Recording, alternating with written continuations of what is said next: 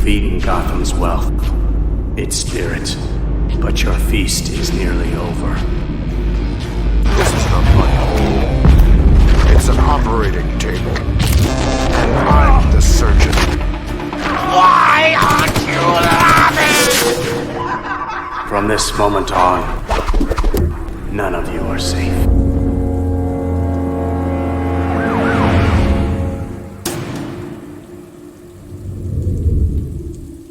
Welcome to the Batman Book Club, a podcast exploring the Dark Knight Library. I am your host, Ryan Lauer. The Batman Book Club is a proud member of the Batman Podcast Network, hosted by Batman on Film. Just go to batmanpodcastnetwork.com for a whole list of other Bat-related shows that also like to dive into other nerdy topics we all love to frolic about in our free time. Thank you for tuning in to episode number 70, Batman Pray. Now joining me, I believe this is the hat trick. Yes, it is. For this guy. He's a member of Batman on Film. He also is almost loves Spider-Man as much as Batman, but he may love James Bond more than Batman. It's even in his Twitter handle. It's Mr. Javi Trujillo. Javi, welcome back to the show. Thanks for having me for the third time, Ryan. I appreciate it. I mean, Yes. I'm no Peter R. Vera. I'm trying to catch up, but... Well, that guy, he just kind of, he had a big fuss about not being on the show for like 2 months. And so then, he just set up camp here in the Wayne Manor study. So, I mean, whatever. What are you going to do? Hey, it's good with me. I love hearing you guys talk every month about that month's Batman comics. Well, thank you. That's a fun, I've heard good feedback on that. And it's nice to hear because it was definitely a thing that we said, let's try it. And if people don't like it or we get no feedback, well, then it doesn't mean we have to keep going, but it seems people enjoy it. So it's nice to hear. Was that intro correct? Do you love Spider-Man a little less and Bond maybe more than Batman? I don't know. I definitely love Batman more than Spider-Man. Yes. It's my first comic that I remember getting was Spider-Man, but there's been some inconsistencies with that character, and I guess there have been with Batman too. There's just different interpretations, right? Mm-hmm. But I think my love and passion for Batman far outweighs Spidey. Now, when it comes to Bond, that's tricky because, I mean, that's one of my favorite things from being a kid too. But it's hard to say because you can go to the store and get a new Batman comic every week. It's easy to keep that love alive. There's always new Batman content, but when it comes to James Bond, especially right now, it's few and far between. We haven't had a good game in over a decade.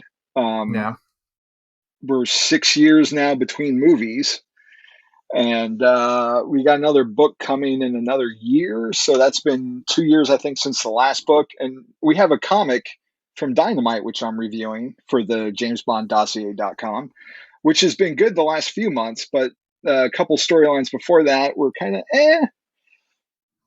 So it's easy to consistently love Batman because there's always something going on.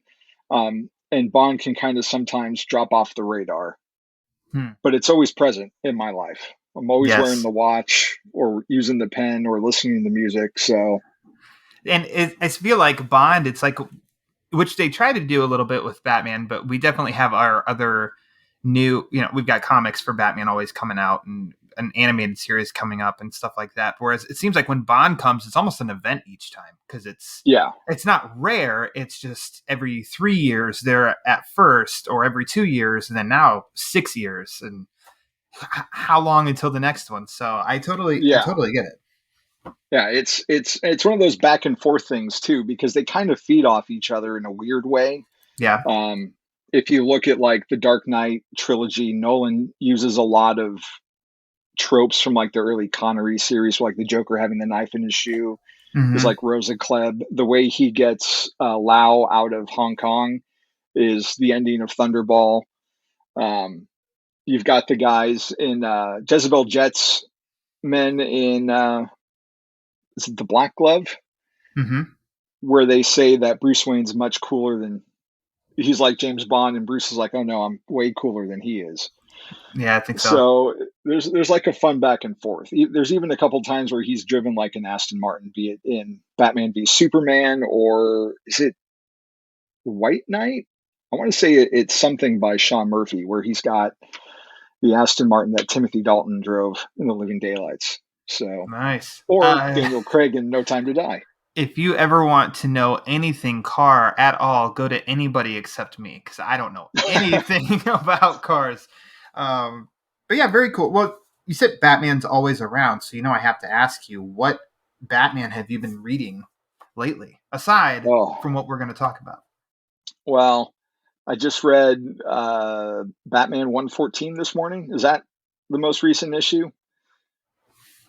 We're getting to the end of whatever this arc is leading up into Fear State. The most recent The most recent Batman issue. James Tynion and okay. Yeah. I read that this morning. It was better than some of the past issues. I read the most recent Detective, which is awesome. Yes. Detective Comics, not Batman the Detective. I still have to read number 4 for that. And outside of that, man, just the last weekend I was off, I binged all 3 volumes of Earth One in a day. That was fun. Wow. Yeah, you've been hitting the books. Yeah, that was a good read. I mean, I needed to read it because it's been so long since I've read part 1 and part 2. I mean, I've listened to the podcast with Garrett, but it needed a refreshing before I went into part 3, and I'm glad I did. It made everything feel more cohesive. Yeah, I think so. I read that 3 times, volume 3. As soon as I got it, then again, and then I did the whole Earth One binge, so to speak. And I do think that it reads better with a refresher from volumes 1 and 2. So I'm glad that that's the way that you experienced it. Can I ask you, what do you think of it? Oh, I liked it a lot. Good. I don't know. I think I like volume 2 the best. Same. But 1 and 3 are pretty equal for me. I mean, he definitely, tricks things up for volume 3 from like what we're used to with established continuity. Mm-hmm. But it's a different Earth. I was okay with it. I thought it made for an interesting story, and the way he handled, without spoiling it for anyone who hasn't read it yet, one of the classic villains, or a classic villain, maybe not a main classic villain, but one who's been around for a while. I like how he worked that into the story. I wasn't too keen on Catwoman's redesign. Okay. But happy to have her in there. Very cool. I think it also could be wishful thinking. I don't think that they're done. I hope they're not done. Come on. They certainly set it up to be more. We need one more at least. At least one more. Or at least rebranded as Batman and the Outsiders Earth One. Yeah. Something. Very much so. Very cool, Javi. You've been doing some good work here. Reading reading the good books. I got to fill in the gap between Batman Catwoman. I know. It's just a very long gap. It just keeps going. Oh my gosh. Today though, we're going to talk about a beloved, and I will say beloved because if you listen to episode 50, this story made my top 10 favorite Batman stories. We're going to talk about Batman Prey, which was written by Doug Mensch, or as Justin Kowalski and I like to say, Doug M. Illustrated by Paul Gulacy. It was first released in the Legends of the Dark Knight title, which I talk about all the time on this show, issues number 11 through 15 in 1990 and 1991. It was collected in a trade paperback. It was joined with its sequel, Terror, and collected in a trade paperback. It is available digitally as well as DC Universe Infinite. So, Javi, for this episode, for your homework, which version do you have and did you read? Well, when you first asked me if I was ready to go this week with this particular story, I was like, sure. But I was at work and I didn't have the comics with me. So I started off with DC Universe Infinite. Mm-hmm. And then when I got home, I went to the back issue box and pulled out the floppies. So I read the single issues for chapters 2 through 5. Nice. Then loved it so much, I went back and read the first issue in print. There you just go. to see the experience again. Yeah. How's the print? How are your issues holding up? Pretty well. Good. The colors, I mean, it was something back in the day. Like this was a $1.50 comic Mm-hmm. back when comics, I think, were $1. Maybe, yeah, they're about $1, I think, in 90. So you're definitely paying more for this premium paper, and it's held up for these 31 years. But for some reason, I don't know why. I have 2 copies of 11 and 2 copies of 12. Huh. Now, my first copy of 11 is kind of messed up. It looks like however I bought it had water damage, so I assume I bought a good version. I have no idea why I have 2 copies of 12, but I do. So, But you do. yeah. An embarrassment of riches, so Yeah. to speak. I have the. It looks like when I look at the credits here that this was printed in 2012, but this is the Batman Prey. It's just called Batman Prey, but it comes with Batman Prey and, like I said, the sequel, so to speak, of Terror, which was also in Legends of the Dark Knight, in one collection. Which you and I were speaking right before we started recording. You said that your digital version has this kind of trade as the option, right?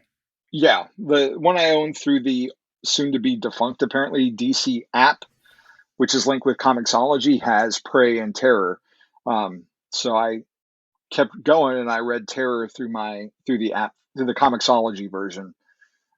Since it was all just there in one place, I didn't have to click from one issue to the next. It's Go I ahead. don't think I've ever reread Terror since it came out, which I think was 2000. So that was fun To to revisit. refresh myself on that and I see the don't. differences in color. I bought that one because this is like right when when I came to college and I had a comic shop near me.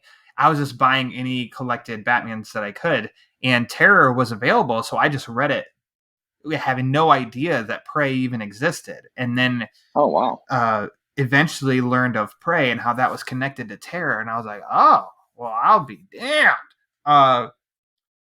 Prey, it's interesting in how it's so early on in the Legends of the Dark Knight world title. Yeah.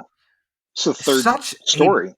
Such a beloved story, and it's so rare physically. It was 11 through 15. I have, I think, 2 or 3 of the 5 issues, but none consecutively. I have the first issue, and I think I have like 3 and 5, or just like 1 and 3 or 1 and 4, because it was just a thing of my own of like, this is one of my favorite stories. I want to get the physical issues, and so I just have the first chapter and then 1 or 2 other randoms, and I need to track those down. Now, do you remember the first time that you read this? It had to have been late 90s, probably. I didn't read it when it first came out because 1990, I was 13 and did not have the resources that I have now to get comics. So, I mean, back then I was pretty much just Amazing Spider-Man, Batman, X-Men, the occasional Flash. So while I was aware of the title and that this book was out of continuity and not mature audience, but more of an adult vibe going on, it wasn't something that I really picked up back in the day, and then kept hearing, things about certain storylines and wanting to revisit them. So the Legends of the Dark Knight book is interesting. It's one I've always been kind of intrigued by, and I dip my toe in every now and then. Yeah. There's some really good stuff in there, and one of these days I'm going to sit down on DC Universe and just binge the whole thing, just to not miss out on anything. That's a mission I have as well. That's a goal. Like I said, I read Terror first, and then I learned of Prey.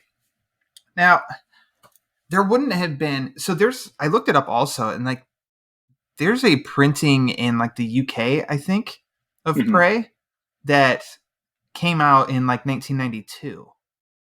I don't know if the US also had an early collection. I couldn't track that down, but I don't know how I would have read Prey when I did prior to this collected trade here that has Prey and Terror, because it it says this is 2012, and I quickly go to, wait, that's when Batman Earth 1 Volume 1 was released. I had read Prey a Oh my couple God. times before. Yeah. I'd read Prey a couple times before that, but I have no idea how I'd have gotten my hands on Prey. So I can't tell you the first time that I read Prey. I don't remember. It was sometime between 2007 and 2012. I was an adult. That's weird because I know I've got an old trade for Gothic, and I would Mhm. imagine that Shaman had one as well.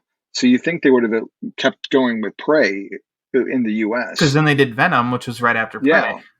Yeah. So I don't know. That's a new mission. I got to track this down. I need it because it's one of my favorites.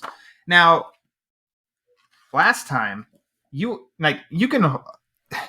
should get a trophy for most stressed episode, because the last time you were on was Batman R.I.P. and that was a difficult book to discuss because I still don't know how I feel about that book. And see, every time I hear you bring it up on an episode since that one came out, I feel like I failed in my mission to like make you love and appreciate this story. I'm like, you did not fail, because I don't think, even after a long discussion, I don't think my needle swayed either way. I think I am still in the same spot I was when we talked about it, and how I was like, I'm not trying to dump on this. Javi loves it. But there's some stuff I just don't like and I can't deal with. And then there's other stuff that I think is cool. And then there's so much in between that when we were done, I was whooped. But you mentioned Batman Prey for your next time. I think that's how you won me over. But you didn't even know how much I loved Prey when you chose it. But why did you choose Prey? Because I'm greedy, and I was getting worried that all the good Legends, I mean, there's probably lots of good Legends of the Dark Knight stories out there, but I was worried that all the classic ones were getting scooped up by everybody else, and I wanted to get in on that Legends of the Dark Knight love. And I just Paul Gulacy, like I love his art. Mm-hmm. And I mean, Doug Mensch is it Mensch or Munch? I thought I read somewhere where they said it rhymed with lunch. I've heard it so many ways, and I think that is why Justin and I were like, Doug M. We know who we're talking about. He's written so many different Batman titles throughout so many different decades, and it's just, I feel like he doesn't get enough praise for just being the solid writer that he is. Yeah. And Gulacy, I think I came to him first through, of all things, like Batman Predator 2. And when I was a younger man in my teens, I was a little more picky with art. Or not, I'll rephrase that. I was more narrow-minded in what kind of art I liked. And his was a very clean, dynamic style that I just grabbed onto.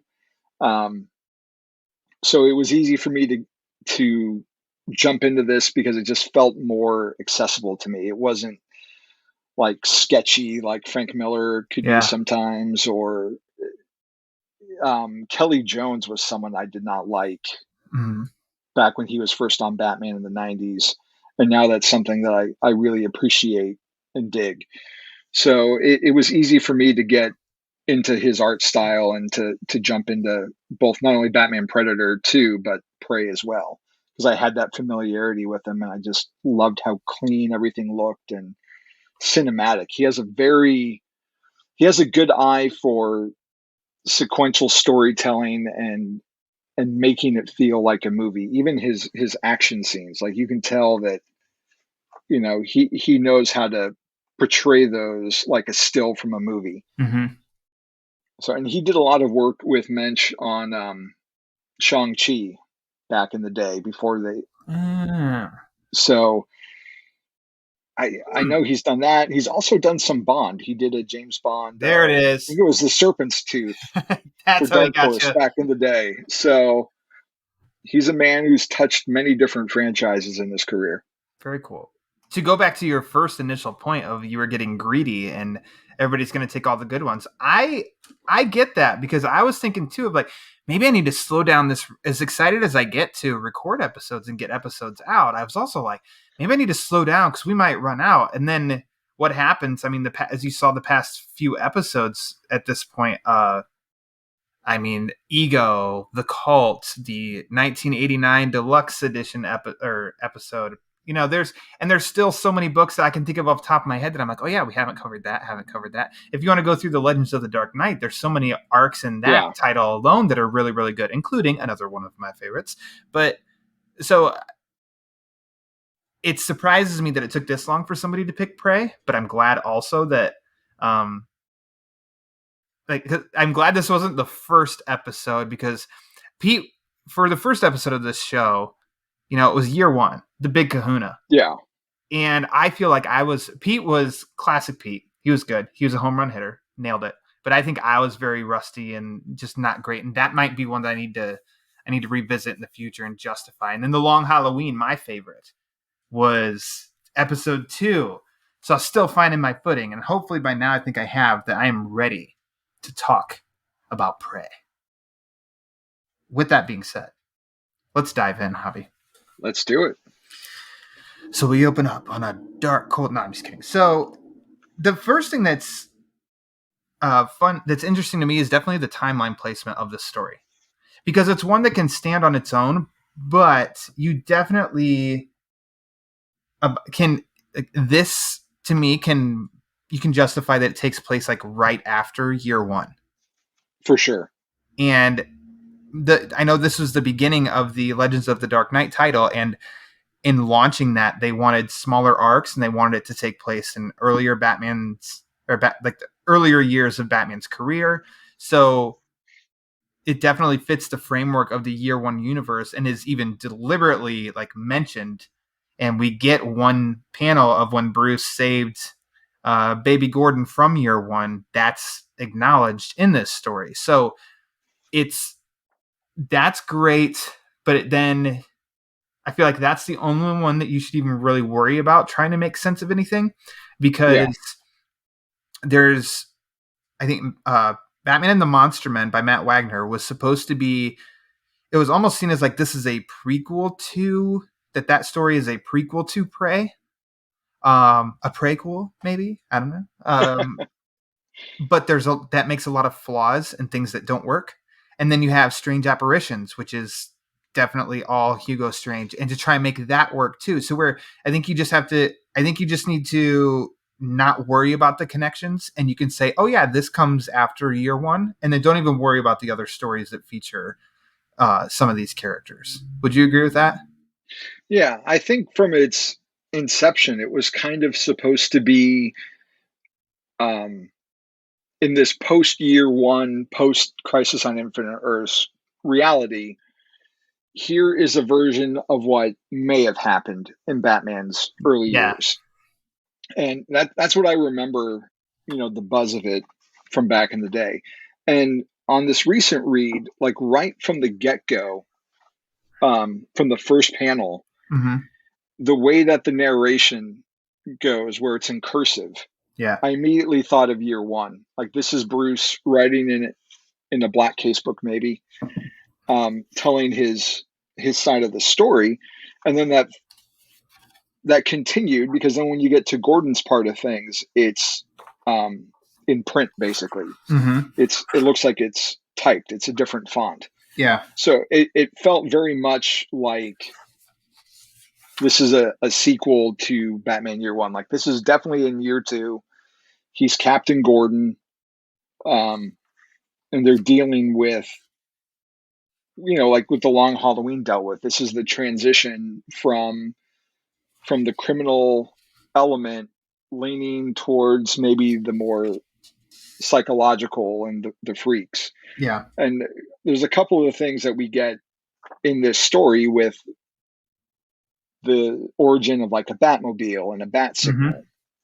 So it still feels very, prototypical Batman, which makes it more interesting, I think, because he's still trying to figure out how to do this the right way.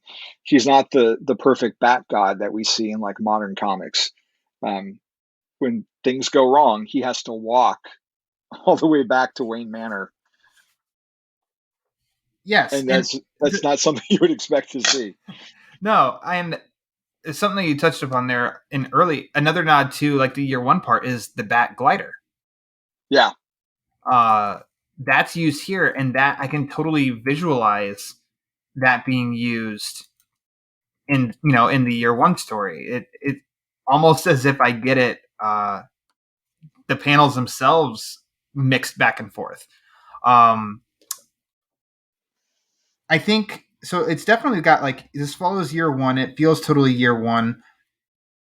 For some reason, aspects of this, like you just said, with Batman walking to Wayne Manor and then inside the Batcave, and kind of like how his house almost seems a little castle-ish. And seeing as this was coming, a year after Batman 89, like aspects of this also just make me think of Batman 89, the movie. Yeah. Like that's definitely an influence too. And no, not directly. It's not like the Joker looks like Jack Nicholson or Alfred looks like Alfred Goff or anything like that. It's just the vibe, the atmosphere, and definitely like the castle, the castle-y look to Wayne Manor and stuff like that. That made me think of Batman 89. And then I'm going blank. In Catwoman her suit is gray in year one, right? I haven't read it in over Yeah. a year. Okay. So yeah, Yeah. so aesthetically not colored, like it seems pretty close and similar, very raw, bare bones, which a lot of times Catwoman's suit is anyway. But I think that flows from year one as well. So I think I'm definitely making the point that I think this follows Batman year one, right? Like, is that what you're getting out of everything I keep saying over and over? Yeah. And she's definitely got like, it's purple in this, but it's all one color. Mm-hmm. Sometimes it's almost like a purple gray. Yeah. And I may be confusing this with Terror. I think I am. She's still fighting for her own identity. She's Yeah. trying to make that distinction that she's not one of Batman's partners, that she's her own person. And it may be Terror, where she's robbing people and just leaving a little scratch She did to that. show that She did she's that different. in Prey for sure. Is it?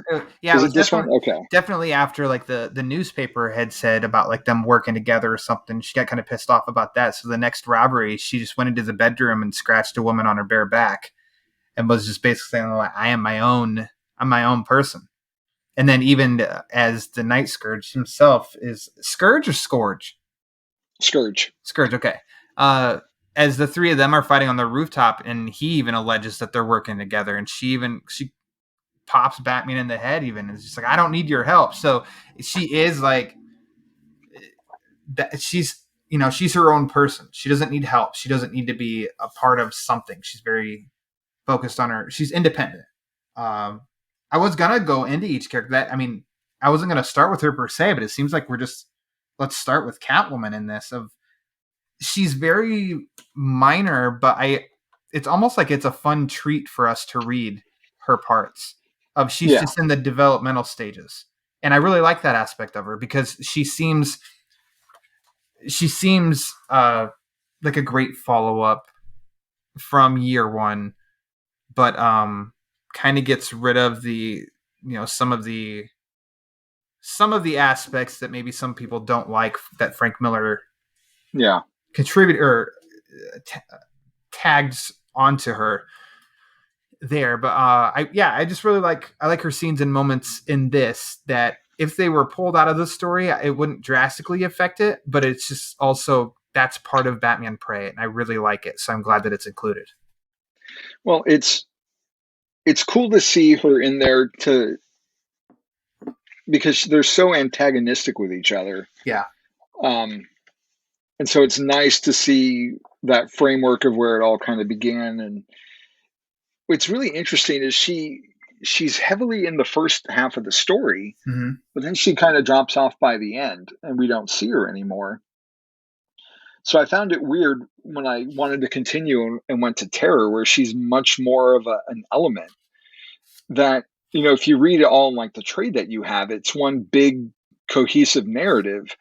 But those two stories are almost a decade apart. So it's interesting that she got used and kind of put aside for this other story that wound up getting told a decade later. Yeah, I think definitely in Prey, if it was a movie, she'd get like fourth billing, whereas in Terror, she'd be second, I think. Yeah. But yeah, I like her interpretation. I like what they do with her. I think it's a win. It's I space out my readings of Prey so that it's just full on joy when I read it again, and somewhat so like I remember what happens, but not specifically panel by panel breakdown. I don't know this like I know The Long Halloween, but I like her. I like the version of her version in here.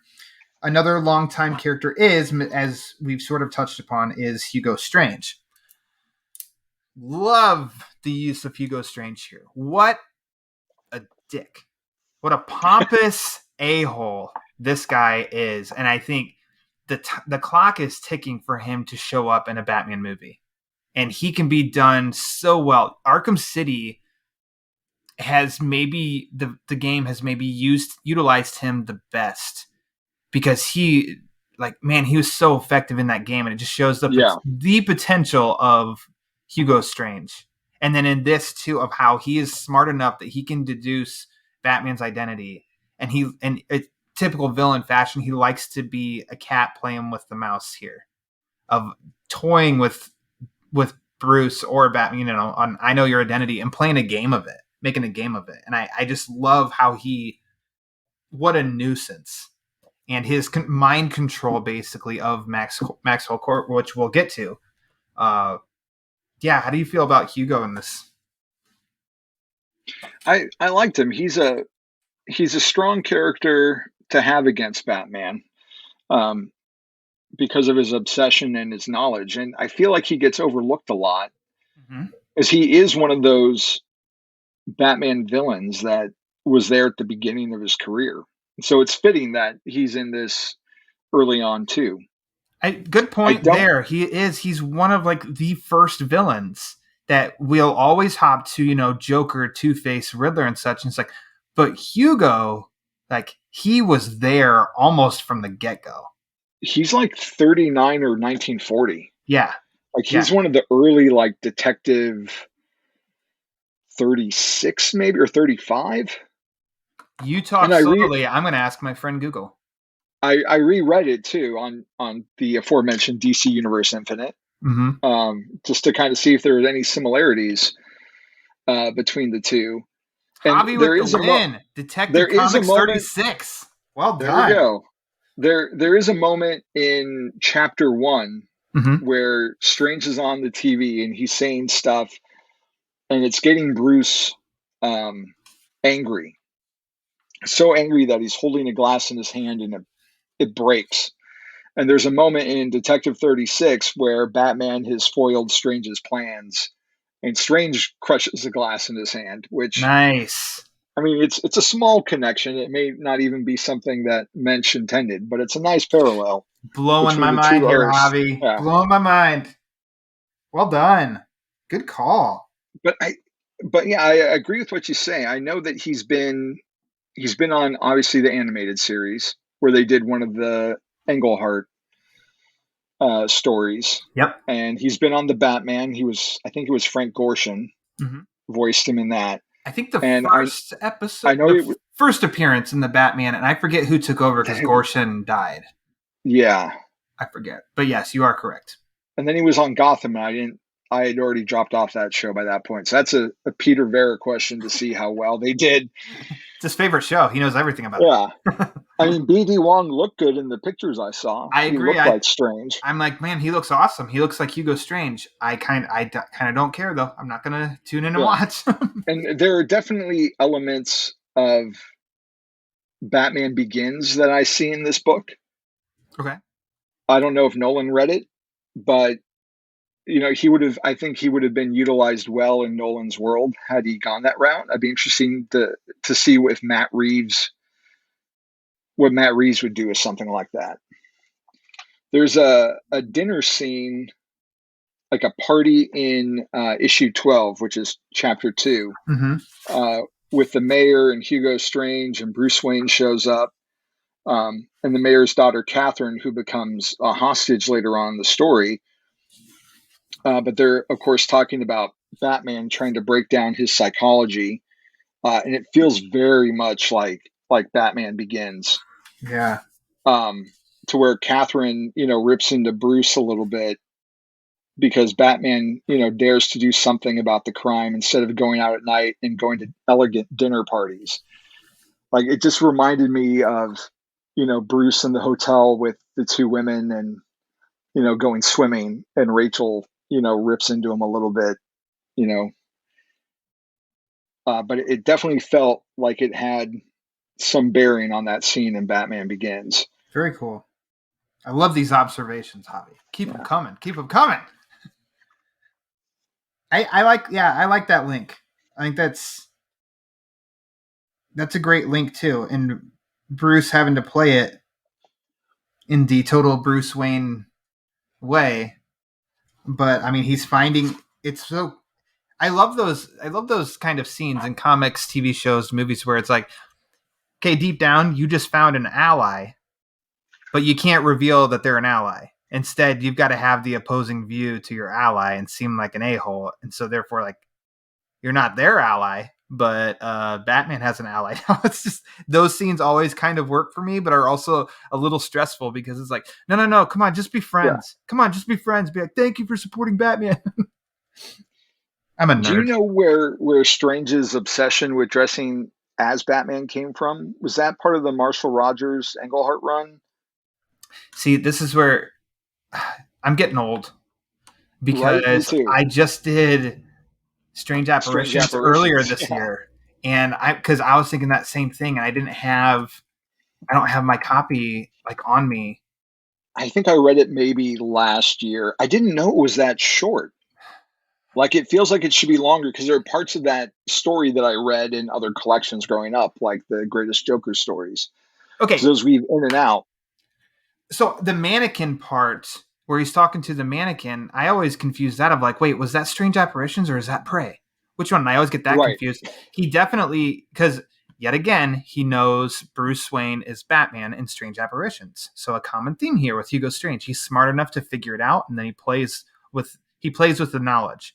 But then he does start the one issue where he is dressed up as Batman, and then he, in total James Bond fashion, removes the mask, and it's Hugo Strange underneath. So that's definitely in Strange Apparitions. I don't know if it was ever done before Strange Apparitions.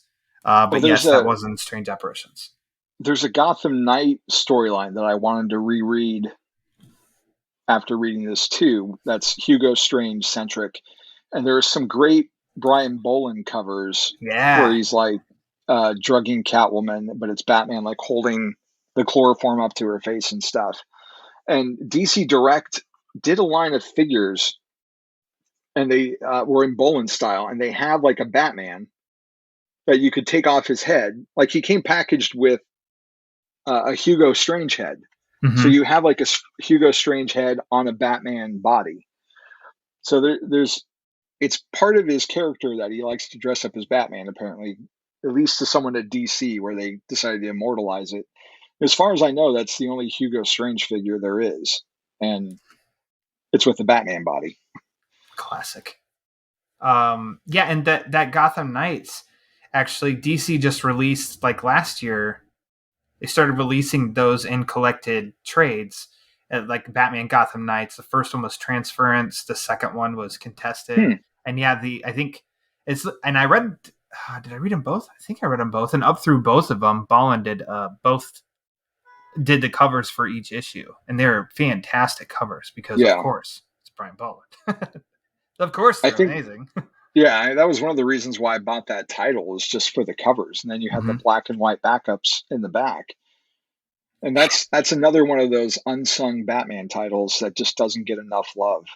Because there are so many okay stories, but there's so many good stories in there too, where a lot of stuff, like good character work, came out from that title. Well, they're my first reads of that series, and it's these collections that they've been releasing. And I'm like, all of the issues are available in DC Universe. I don't need to spend the money and buy the trades. I don't need to take up more space. But then I'm like, since when did I ever start letting that dictate Batman books I buy. Like, come on. Right. Come on. And I didn't buy them yet. And it looks like I need to act fast because they're about to be out of print. So I need to hop to. I mean, they're not out of print. Don't go buy them right now. Make sure I make up my mind, and then we'll see. So yeah, Hugo Strange, great guy, great guy. A new character created here is Mr. Max Court. Now, what's his official title within GCPD? Is he Sergeant? Yes, Sergeant. Sergeant Max. Might even say Maxwell Court, who is he's temperamental. Gets a little angry. He definitely crosses the lines because whatever he has to do to get the bad guy. Now, I do love this and how it's somewhat a common thread of bringing into Batman stories that I think is always effective. Of you have a guy who's kind of crossing a line, but he's doing what he needs to get the bad guy. In the Cult a few episodes ago, we talked about that and how Deacon Blackfire's cult were coming up and they were killing criminals. And citizens of Gotham were very much like, they're getting rid of the bad guys. Like, I kind of don't care.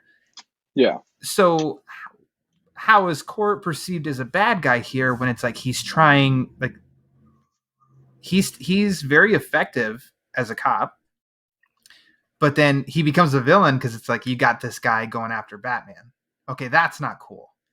But then the way that he teams up with Strange, although he gets, there's just a lot to Court, even though you can just see like, oh, he's just a really angry guy. It's like, no, they do a lot with him in this story, and I really, really like that because it seems original. It doesn't seem like this is just a retread of another character's story. Does that make? Well, I feel like he was created because he's a Lieutenant Brandon type of character from year one. Yeah. But the way year one ended, like a lot of those cops went away at the end, or got taken out in Dark Victory. But so he kind of fills that gap of creating that tension between Batman and law enforcement because they're not buddy yet. You know, they're not waiting for him to give him his briefing at the top of police headquarters. So he fulfills that role. And one of the things that I thought was interesting about it is in chapter 1, when the mayor goes to Gordon and makes him form this vigilante task force, he goes for like the one guy that's like gung-ho and ready to kill Batman, basically, and makes him second in command of the task force. It's like, why would you do that? Like, this is like the last guy you want. But it speaks to Gordon's inexperience still. He just recently got promoted to captain. And it goes into like everyone's still at the beginning of their careers. They're making mistakes. And Gordon realizes, I think by the next issue, like this was not the best idea that I had. Like, I can't control this guy. He's already going off the rails. So while he's a familiar template, he merges in the story in a way that makes him different than other characters we've seen before, and just kind of heightens everyone else around him as well, while they have to figure out, okay, how do we still deal with this? Because at one point, Batman's like, I'm on the outs with the cops. Yeah. Like, I was just starting to get in, into some kind of partnership, and now they're after me. So it was nice to go back to some of that tension. In which, do you remember after The Dark Knight ended, that, I mean, it wasn't that there was any kind of tips or anything. I think it was just people saying what would be the angle for the next movie. And this story was definitely thrown around because of that aspect of the police hunting Batman. Yeah. See, that's what makes me think that, like, I read Prey way before I bought this trade, because 2012, the year of The Dark Knight Rises, and yet before I ever knew what The Dark Knight Rises was going to be, it was like, hey, maybe Prey. And I was like, oh my gosh, that'd be awesome. So I love the vigilante. It's great. And we'll move next to Gordon real quick, but for Max Court, Gordon needs to find someone that's going to do something without being able to accomplish the whole task. And it sounds like I've got a GC or a Gotham ambulance or a fire truck coming. This podcast is on fire, Javi. That's right. It's the sounds of Gotham herself. It really is. But then stopped. So maybe he decided at the last minute doesn't need to keep going. So anyways, orders by the mayor, Gordon, you need to get this task force up and running. Okay, Court's a hothead, but I don't think he'll get results, but it'll show that we're doing something, but not being able to do something. And then, yeah, like you already said, oops, maybe this wasn't a good choice. Oops, there's like speed bump after speed bump. And now, Gordon, your clock's ticking. If something doesn't happen here by this date, you're out. And so then it even in more of a pickle as Court is now being manipulated by Strange and takes on a new persona as the Night Scourge, who is a maniac with a sword. But then again, he's going after criminals. So how bad is he? But then he's killing people, and Batman's like, no, I don't kill people. So that's what separates the two. And then he goes up against Batman and fails multiple times and realizes I am not as good as he is. And I just using him somehow in live action would be really cool too. Definitely not the main villain. He's not Joker level, Two-Face level, but definitely a subplot that could be done and be really cool. Well, I mean, that's the thing. Like, he can't exist as the Night Scourge without being manipulated by a master villain, which is where Hugo Strange comes in. And not just the fact that he's going out and maiming and killing criminals. It's the fact that he's not in his right mind because he's being manipulated and brainwashed. And, it's only a matter of time before he takes out an innocent bystander. And that's where the real threat comes in. Yeah. He's a loose cannon. The loose cannon.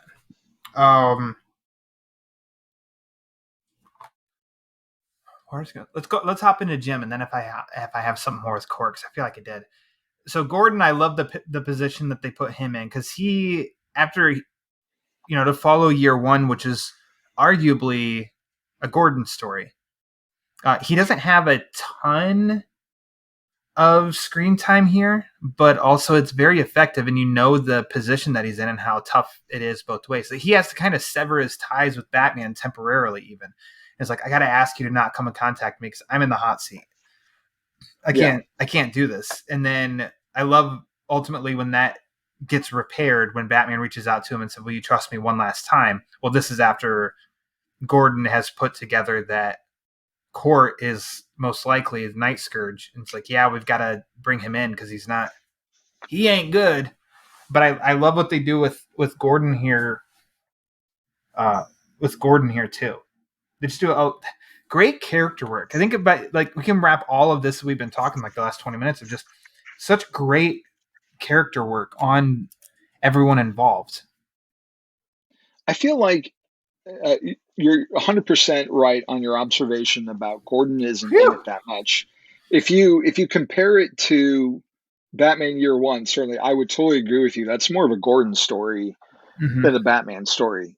But I feel like what we do get of Gordon in this is the right amount. Like, he doesn't overpower the Batman of it all. We still have a lot to establish with Hugo Strange, but he's vital to this story in terms of the task force and being Batman's informant on the inside and the dilemma he's got to face in whether or not he should aid him and the bat signal. And I think he's in it just the right amount, and that he's not just, if you watch like Batman Forever, Batman and Robin, like, there's no point to Gordon in that movie. No, he's just sadly there for some exposition, and that's it. Pat Hingle. Yeah. Not personal, But man. in this, I mean, he's crucial, even though he's not the main focus. And, I love Gordon as a character, but I'm here for the bat. Yeah. Yep. I agree. I'm with you. And so, I mean, that's just, and by breaking down each main character like that, I mean, we've kind of encapsulated the story of Prey and what it's about. And I think I love how grounded it is. Another aspect of how it can be related to Year One. It's very grounded. It's not a nuclear bomb is headed toward Gotham. No, it's character based. It's, criminals, and that's the threat. That's the almost injustice that we need to um, take down. And I feel like the book has a lot of, I mean, there's a lot of dialogue and Bruce's inner monologue and such going on throughout the whole book, but it still kind of moves. There's like things are happening throughout, and it is almost up until the very last page is when it finally gets resolved. And I really appreciate that too. Like, we open on this sequence of Max Court being introduced to us, and then he's there almost until the very last page, to where it's like they don't waste any time getting us up and running. And I really like that. And I do like the continuation of the Year One, like the Year One universe, and not in the way of like in title only. Because even the jump from Year One to Long Halloween seen as the sequel to Year One. It's like, oh, there's still, even if it was only 6 months, more sirens. It's never quiet in Gotham City. Even though if it was like just like 6 months, a lot happened there. Batman has found his footing. He's more of an ally with GCPD, and him and Gordon have almost a relationship that we expect from them later on. And so anything that can take us stories that are closer to Year One without contradicting anything of Year One, I'm always a fan of. And I think that really makes me appreciate Prey even more. Yeah, it's definitely interesting how DC decided to tell this new origin of Batman. If you look at like Year One, Year Two, Year Three, they didn't just repeat Year One. They went like, well, here's just a little short story that took place during Year Two. Yeah. And like Prey could very easily, like, it doesn't contradict anything in Year Two. Mm-hmm. It just adds to Year One and feels almost more like a sequel to Year One than Batman Year Two does. Yeah. And I was trying to think, like, how well does this even fit in with the Long Halloween? I don't think it contradicts anything in that story. Like, Prey could very easily be just one of the weeks, between the end of Year One and slide in between, when the Roman, Absolutely. when they had the big wedding and Johnny Vitti was murdered. Yep. I agree with that. Is there anything that we didn't touch upon that you'd like to bring up? Story, characters?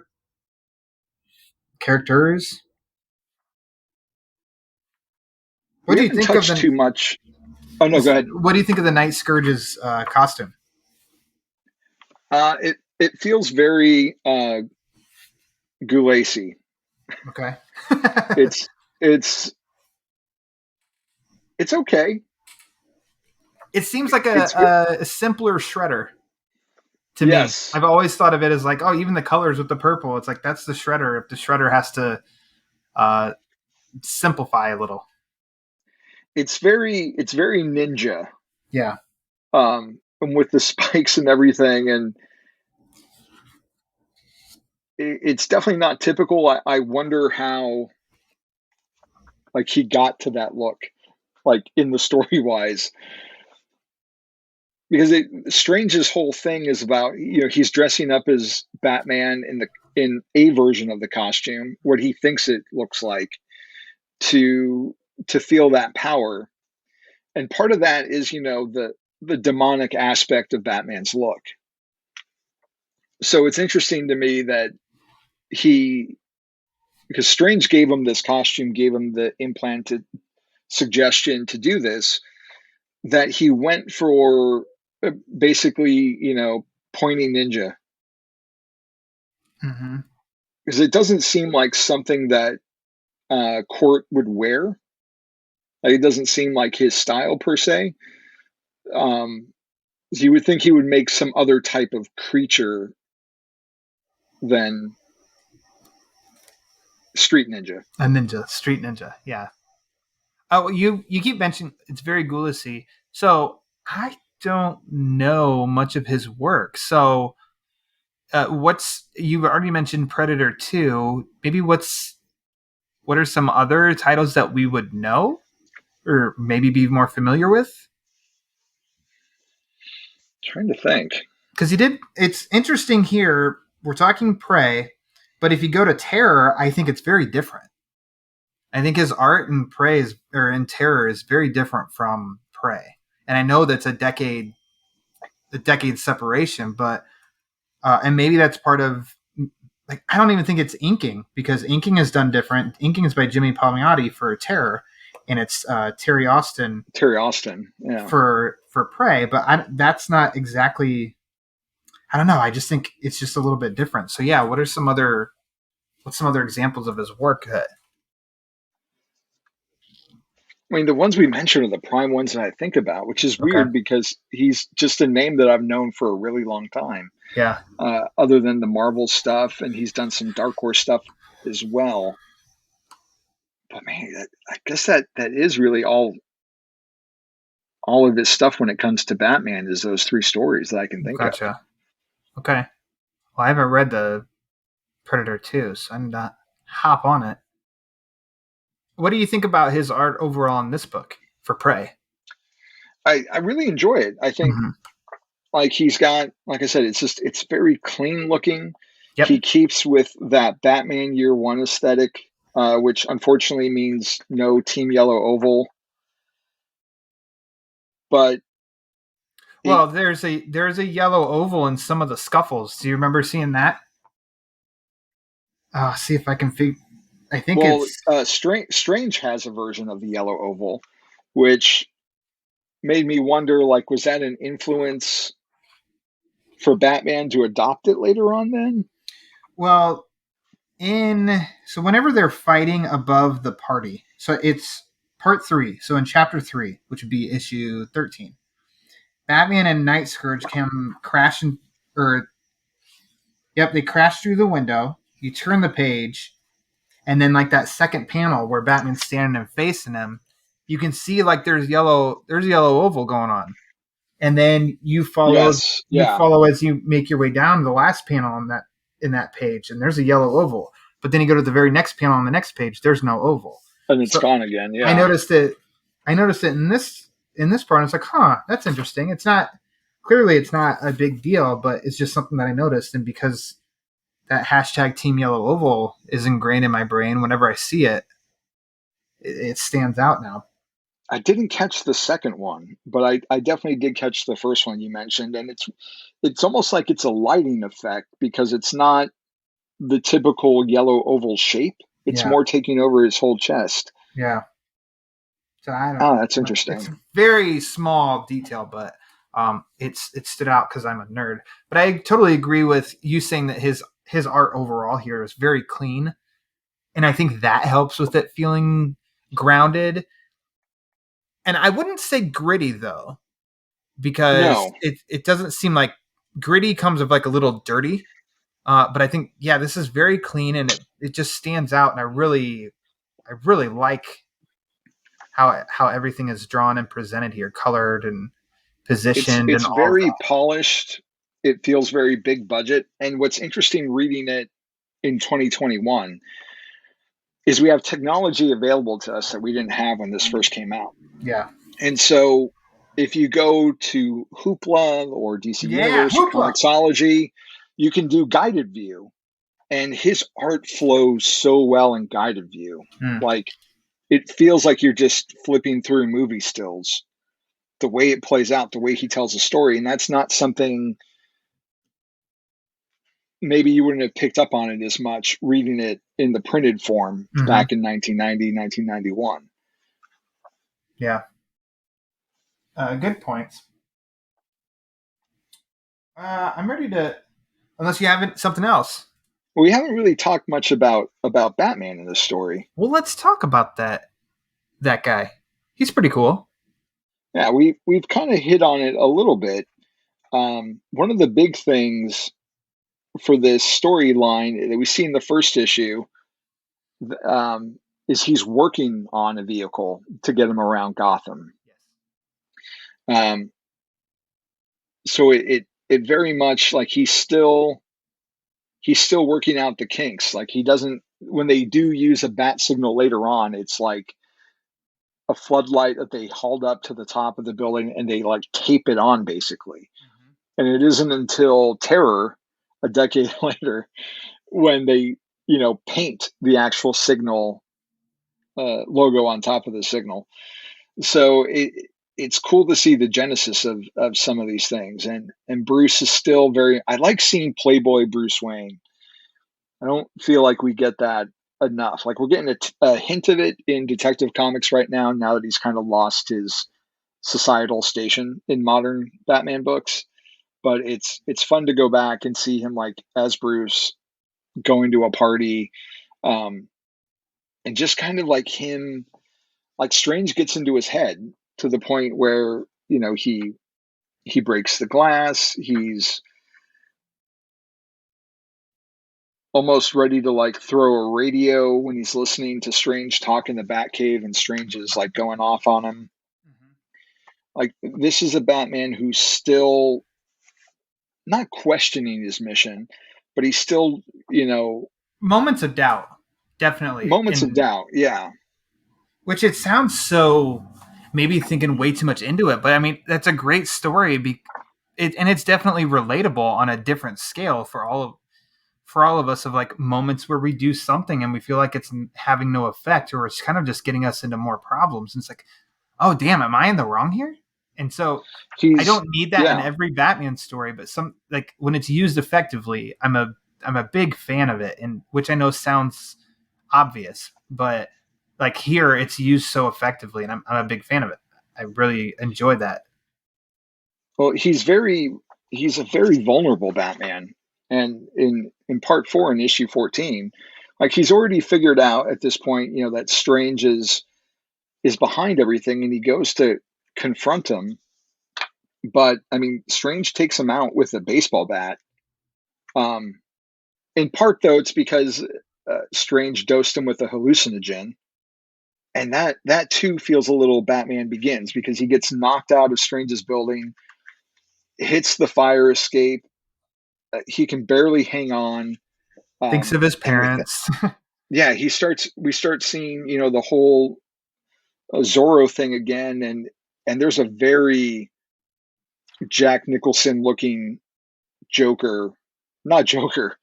There's a very Jack Nicholson looking Joe Chill coming around the corner in red. Like he's just got this huge, what I think of as a Nicholson Joker and like the Nicholson Widow Peak, coming around to shoot his parents.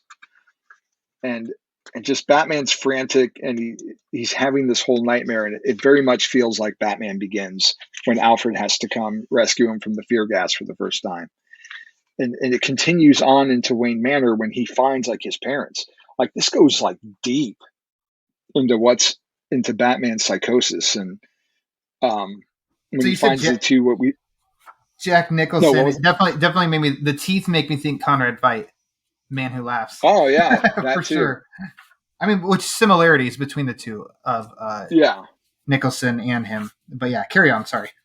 It just said he's got like these two parents, like mannequins of his parents inside Wayne Manor, and they're playing this audio, and it's just horrible imagery. Yeah. Where like his dad is like, because of you, Bruce, the worms are getting fat on us. Yeah. And the way, and Bruce's eyes are just bulging out of his head just in terror, like what are his parents doing here, and the rage he feels. I mean, he is brought down by the end of this penultimate chapter by Strange. Yeah, and I mean, for crying out loud, I couldn't remember Strange Apparitions from just a few months ago, so I can't make a claim. that we've never seen this before, but it stands out in a way that off the top of my head I can't feel one that's like, oh, that's a pretty messed up taunting by another character toward Bruce. So it's effective. It's done really, really well. And again, because I haven't read this probably in a couple of years, when Strange said to the mayor's daughter, and like, you did a good performance, which we didn't even talk about. Like, he's scum too, because he kidnaps a woman, ties her up, and then he backhands her, and he implies he hit her with a bat too, a baseball bat and stuff. So yeah, it's a scum of the earth. But when he says a great performance, I was like, oh, what did they do? They recorded something. What did they record? And then it wasn't until Bruce returned and the mannequins part, and I was like, oh yeah, I totally forgot about this angle. It's pretty messed up, man. Some messed up stuff. No, I mean, Strange is definitely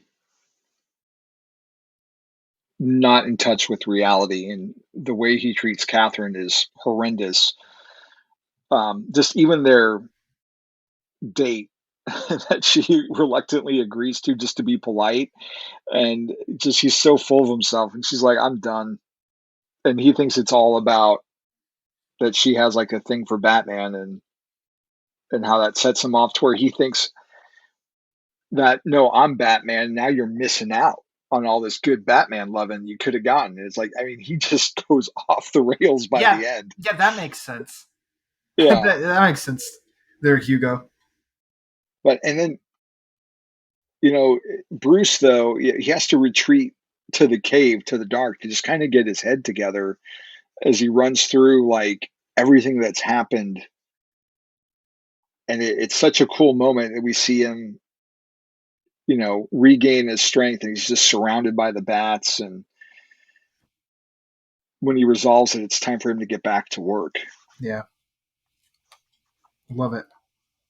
And the coloring too, Steve Olive and the Ollie Optics crew. Part of it's the paper, I think, from the day. I mean, it looks so different than any other Bat book that's on the stands. I mean, the blues and the purples in this book, they just pop off the page. I mean, yeah, it's like it looks just fun to read. Compared to the stuff now, it definitely it looks old, but definitely in like the charming, artistic way. Not like, oh yeah, that looks dated. It's like, no, it stands out because it's different, and I really like that about it. Yeah. I love Bruce whenever he's in the Batcave. That's the part that screams 89 to me a lot. And because it's a cave and it's still early on. But when he's watching the news report and he's kind of kicked back and he's got all the TVs, that feels like Bruce is set up in 89 when he's sitting at the TV. Yeah. So, and I wonder, like, I don't think they say her name per se, but that one, she's blonde. So it's like, is that Vicky Vale? Can be if you want it to be. But that's a really good observation that I want it to be. It's Vicky. When I was reading it, like, it didn't. You're 100% right. Like, there's not really a lot to the cave yet, which makes sense. Mm-hmm. Like, there's no dinosaur or penny or Joker card or trophy case. Yeah, you're right on the money. What did you think of the Batmobile? Much like currently, I've heard people that aren't impressed with apparently what the Batmobile is going to be in The Batman. I can totally understand when they say, because it doesn't look like a Batmobile. You look at this car and you're like, oh, that's a Batmobile. Right. So that's what I think of. It's not by any means my favorite design, but just the fact of having a Batmobile reveal is like, oh, cool. And it looks different. So that's cool. That's about as much as I have toward it, and it's used in that last chapter, which I really like. Yeah, I think that's about all I have on the Batmobile.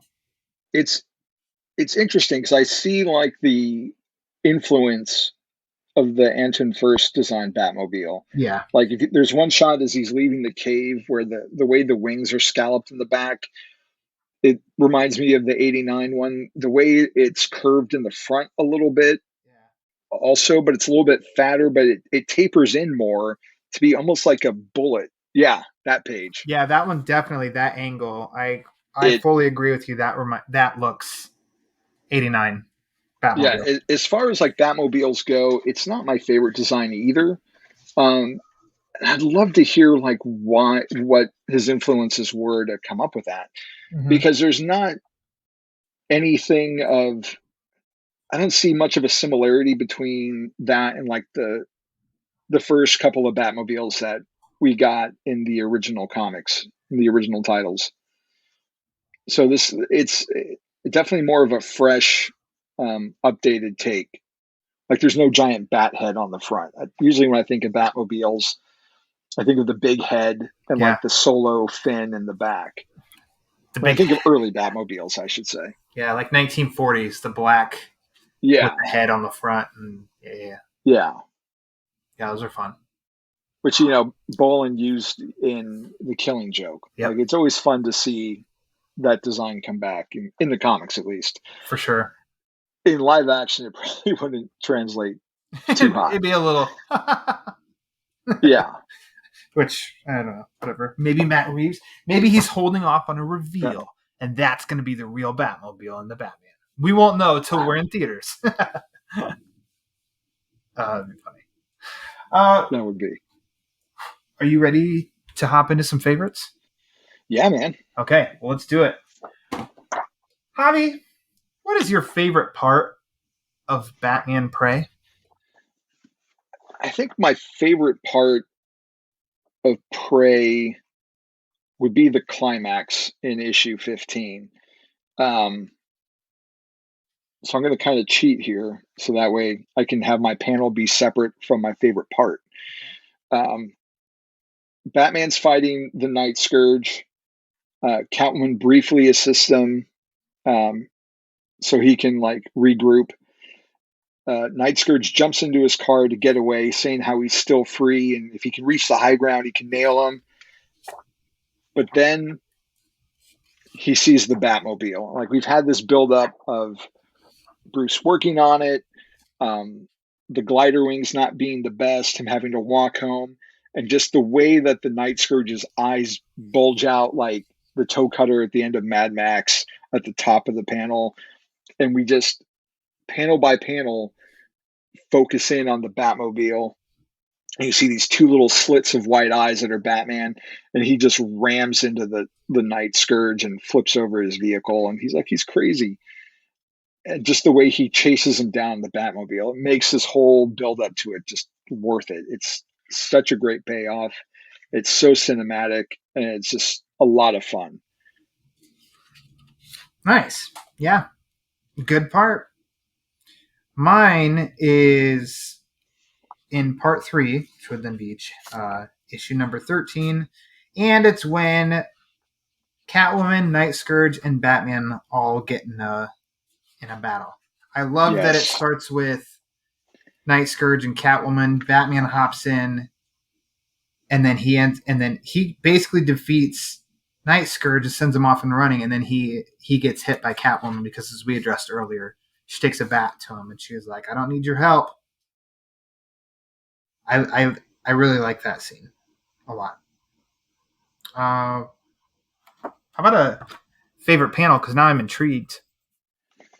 So, favorite panel wise, it feels tropey in a way because we've seen it so much since this book came out in 1990.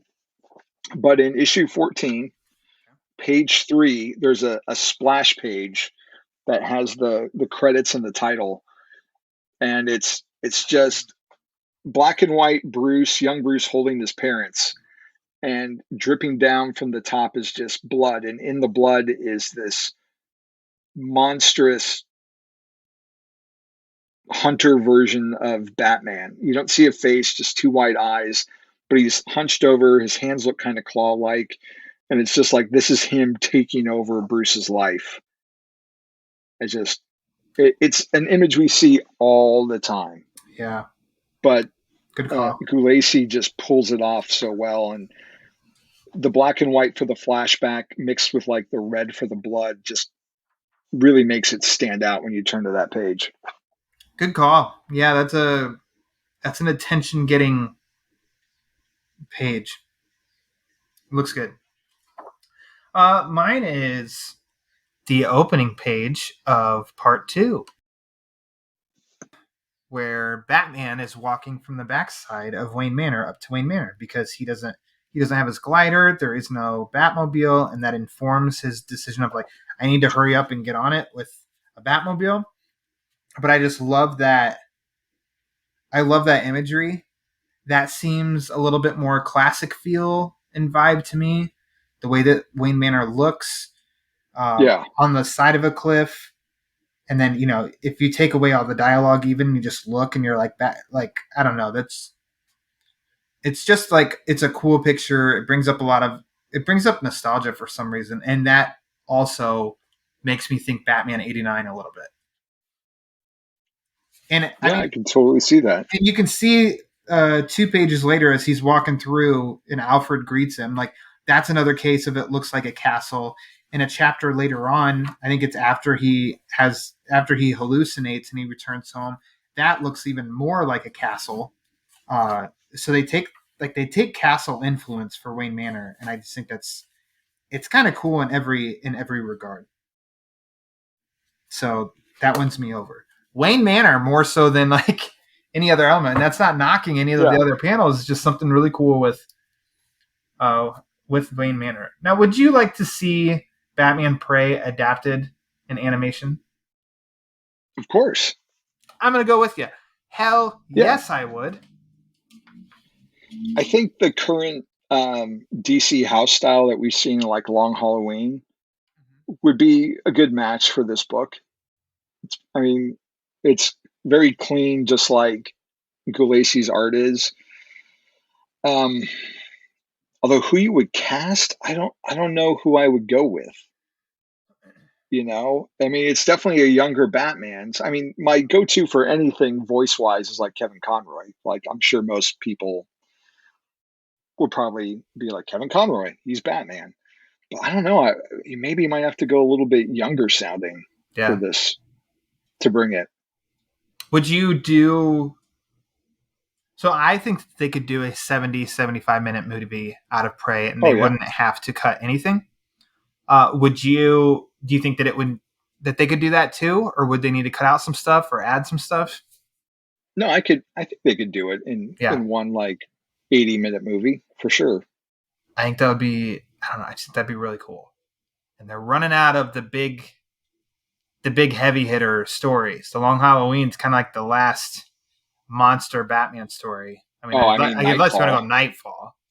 I mean, we'll see if they ever come around to that. I'd rather, like, if they ever decide to do Nightfall, that they just make a Batman animated series that's just season 1 is Nightfall, season 2 is Night Quest, and then season 3 is like Night's End, and just have like those individual chapters. I mean, I think Tim Sheridan did a fantastic job with The Death and Return of Superman over those 2 movies. And so far with part 1 of The Long Halloween, he did a great job with, making that monthly book fit into a different medium. Yeah. But like Nightfall, like I don't think you get the scope unless you go big and set it up and see Batman get worn down chapter after chapter, because it's just such a huge cast. Like, give everybody their due. But now we're talking Nightfall, not Prey. The exact opposite of monster scope is Prey. Very small, but yeah. I kept reading this and thinking of year 1. But I also felt like a Nolan influence too. And it, like, at times I almost heard Bale when I would read like the Bruce Wayne parts. So I kind of, it would have been interesting to have seen some of this hit live action too. Not that, it would fit in with the Dark Knight universe because of how he already brought in Catwoman. But yeah, I would love to see like an animated version of this. Hop to it, DC. Come on, you can do it. I believe in you. Javi, what would be your final thoughts on Batman Prey? I think if you haven't read Batman Prey, there are a lot of ways that you can get your hands on it now, and that you would be well served to get this classic Batman tale, as part of your Batman knowledge, to like read it and absorb it and just appreciate it for this little gem that not enough people talk about. Yeah. Which is one of the fun things about the Batman book club is you get these big stories like Year One and The Long Halloween, and then you get something like Prey or Ego or The Cult, like you said, or even the 2 issues that the Carusos did. Yeah. There's so much good Batman content out there.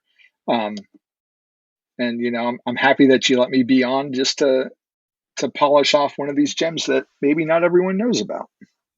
I'm glad you came aboard. I'm glad it's the book you chose because it's one of my favorite Batman stories for a reason. I think I've said in this hour and 20 minutes, I've expressed why. I don't think I've left anything out. I just think it's a good small scope. Batman's still learning his ways, but still has those moments that are pure Batman moments that we've come to love and expect. But I mean, the story, he's still learning about this character he's created in Batman, and I think it's done perfectly by Doug M. It's illustrated perfectly by Gulacy. So I mean, it's a great early Batman story that can definitely fit right after you reread Batman Year One, and it doesn't contradict anything from the future. Yeah, and I really like the timing of us recording this too, because as we record this, we're right in between the releases of Long Halloween parts 1 and 2. And like, if you're just waiting for that second movie to come out, like, here's a good Batman story to tide you over with that's kind of in that time period. Mm-hmm. And would just get you right in that mood.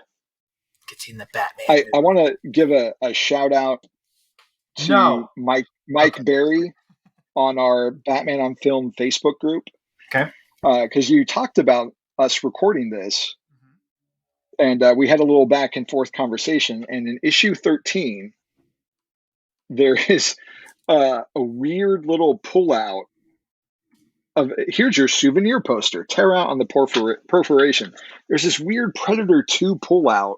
Oh, yeah. That has like a full shot of the Predator and breaks down all like his gear, and hunting season opens again this Thanksgiving.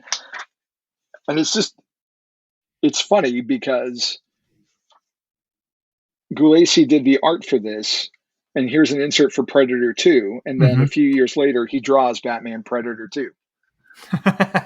So just weird how things work out. Yeah. And I love the portability of the digital, but it's nice to have physical copies. Nothing beats physical. I'm with you on that one. So if it's very, I think, hard, maybe not hard, much more just pricey to get your hands on a physical copy these days. Yeah, there should be a link if you just want to read it because you don't have it, or you haven't read it or something. Link in the description here. You can get it digitally from Amazon/Comixology. So, Javi, thanks for coming aboard. Really appreciate you coming back. Yeah. This was a much less stressful recording than the last time we recorded together. That's good. If the listeners would like to follow you around, where should they go? Well, I am at Javi True on Instagram, JAVITRU. I'm sorry, on Twitter. Instagram, you can follow me at The Bond Is Not Enough. There it is. I'm not just a James Bond fan. I love Batman, Spider-Man, The Flash, Superman, and I will, share pictures all day long about those things. I am a contributor to Batman on Film, and I am currently reviewing Robin, which is an excellent series so far.